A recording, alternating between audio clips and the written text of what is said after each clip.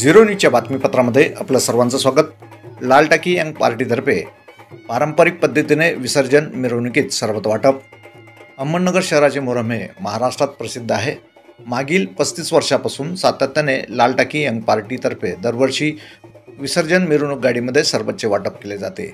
यावर्षी ही परंपरा कायम राखत ऐतिहासिक मोहरम अहमदनगर 2025 मध्ये सरबत वाटप करण्यात आले।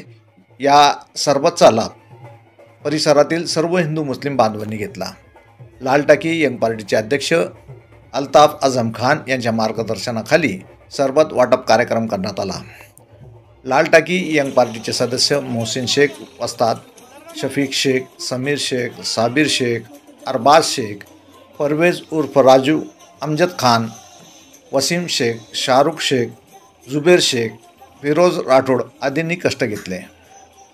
Zero news, it's news impact.